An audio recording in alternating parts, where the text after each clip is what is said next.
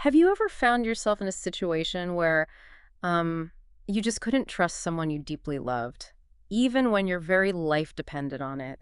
And what if that person's biggest flaw wasn't malice, but just, well, a kind of profound, maybe even blinding naivety? Welcome to the deep dive. We are really glad you're joining us. We're on this incredible ongoing journey, walking verse by verse, chapter by chapter through the foundational book of Samuel.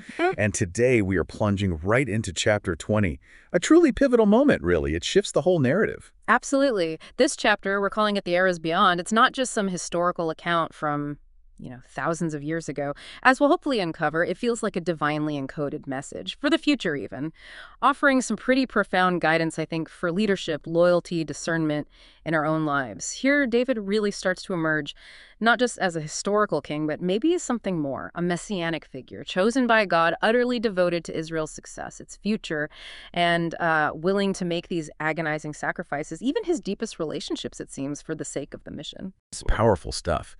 And our insights today, well, they come primarily from Ariel Louis's commentary. It's a truly remarkable work, inspired by his late father, Rabbi David Louis, and meticulously produced together with his own son, Yehuda Louis. What's so important to grasp, I think, is that while this commentary is artistically unique, it offers this really fresh, compelling perspective. But it's also profoundly rooted, completely grounded in the timeless teachings of the sages of Israel. So it creates this unique bridge, doesn't it, between the ancient text and our modern understanding, makes these stories feel incredibly relevant. We'll be careful, of course, to distinguish between the sacred biblical text itself and Lewis's, well, often revolutionary interpretation, which really brings it alive. Yeah, I found these discoveries incredibly impactful, too. They sort of balance that warmth and curiosity of a good chat with the, the awe and reverence you feel with these transformative insights.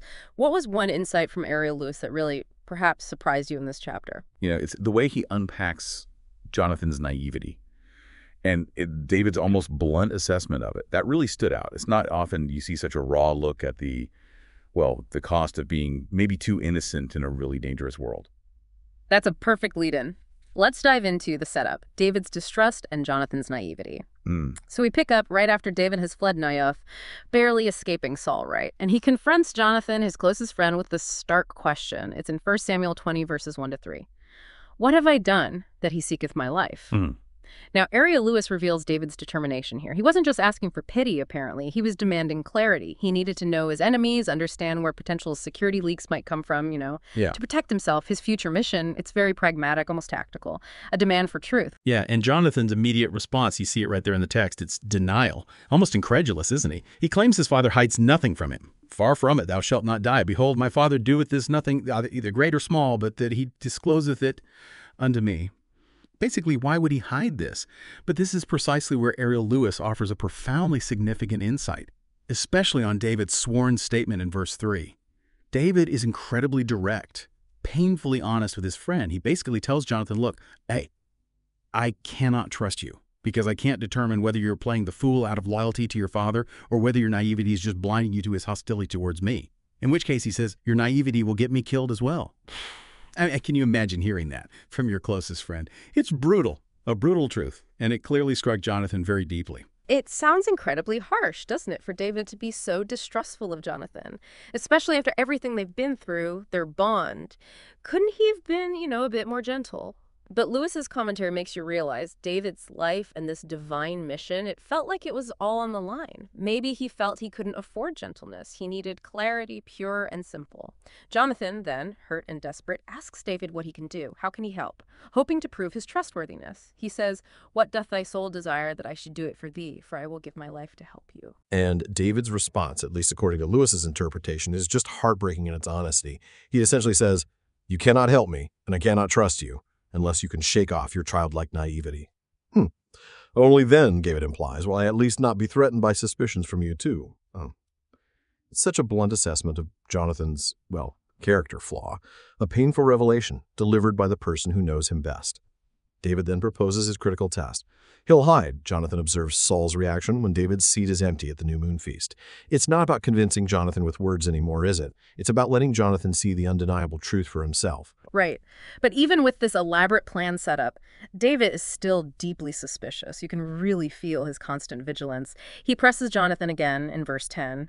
Who shall tell me if perchance thy father answer thee roughly. Okay.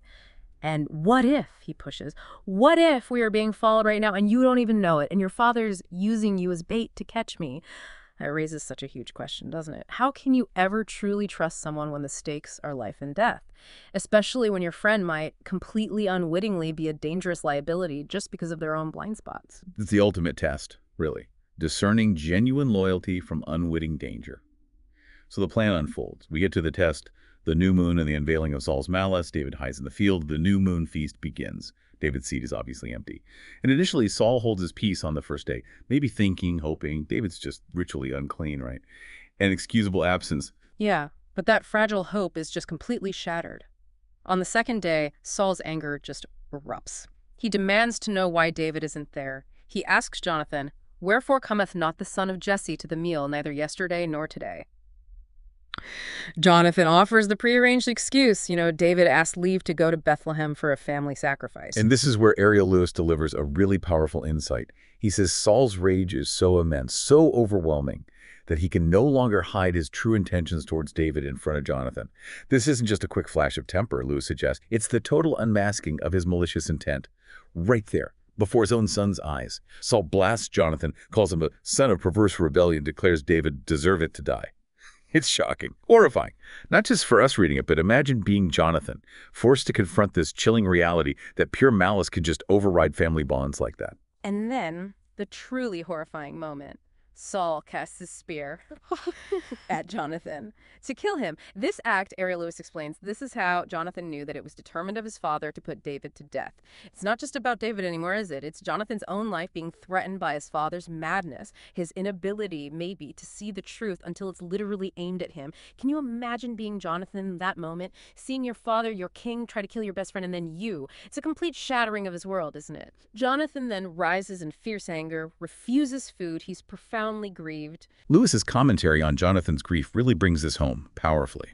Jonathan now understood, Lewis argues, that he had been cynically used by his father, that he'd been virtually dead to his father since that earlier incident with the honey. Remember that? What's so deeply fascinating here is how the truth of Saul's malice is revealed, not just to David, who kind of suspected it all along, but to Jonathan himself in the most painful, undeniable way possible. His deep-seated naivety is just shattered, not by David's words, but by a spear aimed at his own heart. It's devastating, but maybe a necessary coming of age. Yeah, definitely. So with Jonathan's eyes now irrevocably open to his father's malice, he still desperately wants to prove his loyalty to David, his unwavering loyalty. Despite all these painful truths, this leads us straight into the signal, the arrows beyond. He proposes this elaborate signaling act with the arrows, setting up their, complex covenant. And here, Ariel Lewis's interpretation is absolutely crucial. It really changes how you see it. He argues David doesn't need to be told Saul wants to kill him. He already knows that deep down, right? Lewis suggests Jonathan offers this signaling act only in order to rebuild the trust between them. Their relationship has become so complex, so fraught. Saul's madness, Jonathan's past naivety. It can't be worked out face-to-face anymore. Not safely. This is Jonathan's desperate attempt maybe to show, I'm truly on your side now. I see it. It's an ingenious solution, but also tragic, isn't it? Born of sheer desperation, the mechanics are very precise. Jonathan goes out to the field with a young lad, shoots 3 arrows. If he tells the lad, "Behold, the arrows are on the side of thee," it means peace. David can return. And Lewis's commentary on this part, verse 21, clarifies its deeper meaning, at least for Jonathan. He interprets this as Jonathan's declaration. I now finally understand I was being excluded all this time from knowing my father's true intentions, as the Lord liveth. It's a powerful statement of his newfound clarity, isn't it? That painful coming of age. He's acknowledging his past blindness, committing to full transparency with David. But the ominous part of the signal, the one that seals David's immediate fate, is if Jonathan says, "Behold, the arrows are beyond thee, go thy way, for the Lord hath sent thee away." That means danger. Clear warning. David must flee, now. And Ariel Lewis's take on arrows beyond thee in verse 22 is equally profound.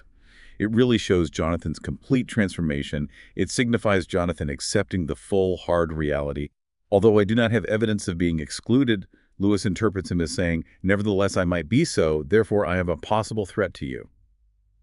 This shows Jonathan's awareness not just of Saul's malice, but of his own lingering vulnerability, his potential to unknowingly endanger David. He has truly, it seems, shed his naivety, accepted the full, painful reality, even his own potential unwitting role in David's peril. So the morning comes. Jonathan goes to the field, just as planned, with the young lad. He shoots an arrow beyond the lad, fulfilling the ominous signal, the warning David absolutely needed. And the lad just gathers the arrows, completely oblivious, isn't he, to the profound drama unfolding between these two men, a drama that will change the course of Israel's history, impact David's destiny forever. Indeed. And this leads us right into the final part, the farewell, a profound goodbye. As soon as the lad is gone, David emerges from his hiding place. And Ariel Louis notes here, David is risking exposure to Jonathan's dangerous naivete one last time. It's an incredible act of courage, really, and vulnerability, especially on David's part, given how careful he'd been, how his life depended on this final exchange being safe. It's intensely emotional, isn't it? A final farewell. They fall to the ground, they bow, kiss, weep, until David acceded. You can just feel the crushing weight of their separation, the agony of this friendship being torn apart, not by malice between them, but by these external forces. A mad king, a shifting kingdom, a divine mission that demanded, well, ultimate sacrifice. And Jonathan's parting words, reiterating their sworn covenant, they cement this enduring spiritual bond despite the immediate, agonizing separation. Go in peace, for as much as we have sworn both of us in the name of the Lord, saying, the Lord shall be between me and thee, and between my seed and thy seed forever. Louis really emphasizes this isn't just a personal goodbye. It's a testament to a relationship that transcended their personal lives, became something deeper, spiritual, foundational. It's a covenant that will echo through generations, ensuring David's line cares for Jonathan's descendants, a powerful testament to their bond, even in separation. Wow. This chapter, The Arrows Beyond, it offers such profound insights, doesn't it? Into the huge challenges of leadership, the nature of loyalty, those painful, often heartbreaking choices demanded by a divine mission. So what does this all mean for us today? For you, listening, it feels like a powerful lesson. Balancing trust with strategic wisdom. Discerning truth in really difficult relationships. Understanding the true cost of naivety. This ancient book, it really does feel like it gives prophetic guidance for modern life, showing us the courage it takes to confront uncomfortable truth, even when they come from those we love most. Absolutely. We really hope this deep dive into 1 Samuel chapter 20 has offered you some aha moments, some fresh perspectives on this incredibly powerful biblical narrative. If you've enjoyed this, we'd certainly encourage you to subscribe, like, comment, share this deep dive with others. Your support really helps us continue this journey. Yeah, definitely. And if you're just discovering us, you can also follow the full series right from chapter 1 to really appreciate the ongoing journey, the unfolding story of Samuel, Saul, and David, though, of course, each chapter does stand independently, too. So as we conclude this deep dive, maybe the question to ponder is, what does it truly mean to walk that tightrope between trust and strategy? Even when it means sacrificing deeply cherished relationships for, well, a higher purpose. It's a question that echoes, doesn't it? From these ancient texts right into our modern lives, inviting each of us to reflect on our own relationships, our commitments, the clarity we bring to them. As we close, let us reflect on David's mission for Israel and perhaps connect it to our present. We end this deep dive with a prayer for the success of the IDF in the ongoing war against evil. Thank you so much for joining us on the deep dive. Until next time.